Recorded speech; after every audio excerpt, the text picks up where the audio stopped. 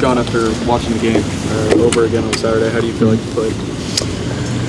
You know, in this league, there's always a couple plays that you want back, and that's the margin of the game. And it was a close game, obviously, but in the end, I just didn't get it done, and it hurt to watch and sucks, but got to move forward.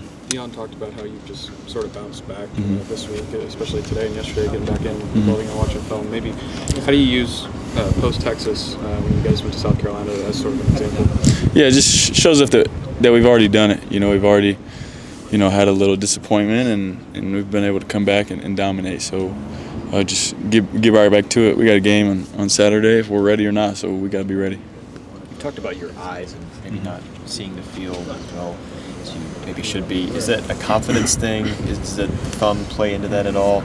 No, I don't think any of it plays into it. I think in this offense, you got to be real disciplined to where your eyes go and what you see, and it's pretty simple. You know, it's just more simple offense than a lot of that's around college football, and so I need to just get it done. Be more disciplined to my reads and my eyes. Sorry. Before the injury, though, you read games so well. Since the injury, it's been a little more of a problem because you brought it up that you're not seeing the field as well.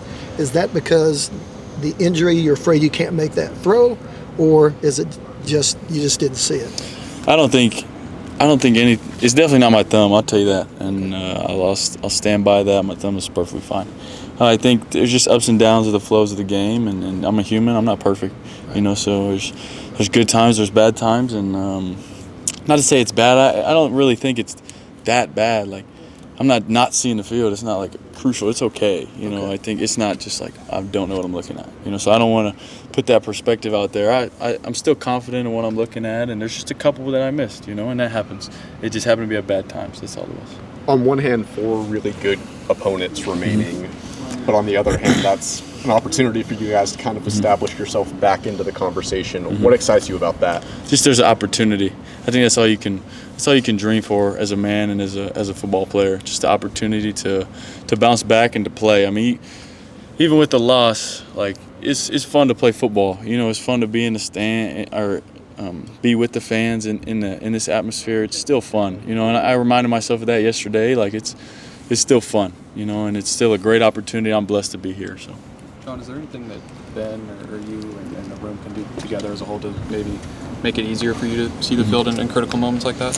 I mean, I think they do a great job, you know, and they coach me through it, and we've had conversations yesterday, today, and Saturday, and about all of us moving forward together. You know, I'm obviously not gonna point a finger. It's definitely not his fault. I think he called a good game, and I think he put us in good situations. And the players, I didn't execute, so it makes everybody look bad, and that's all it is.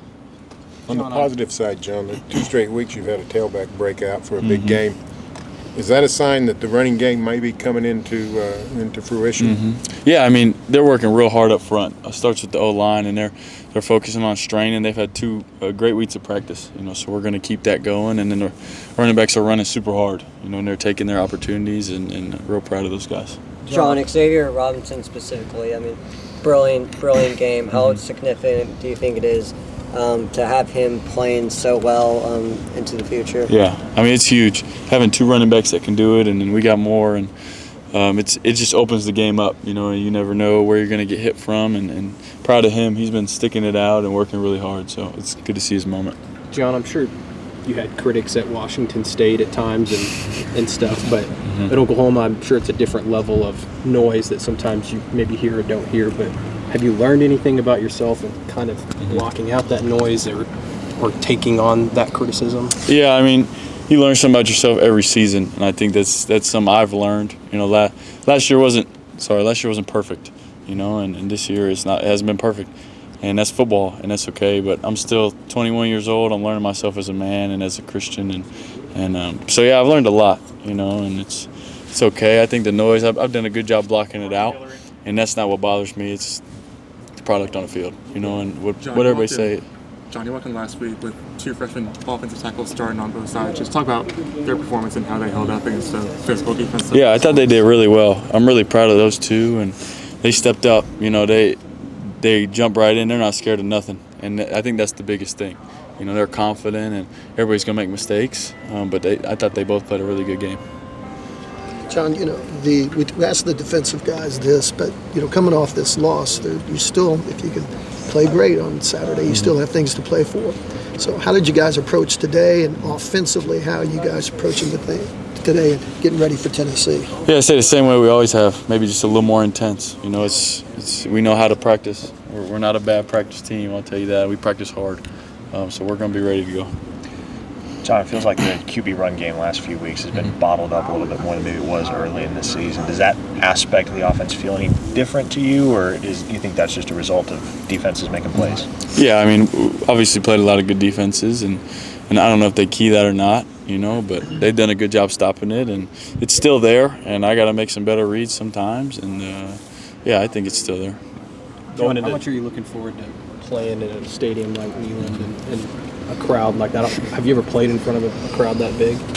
No, I haven't, but it's going to be awesome. They're going to be in their cool jerseys, and I'll admit they're pretty cool jerseys, and then it's night game, and I mean, this is every kid dreams about, playing in this game on this date, it's awesome. What are some of the challenges of playing in a place that's going to be extremely loud, like it will be on Saturday? I think just keeping your poise, knowing that it's still the game. You got to play to the game.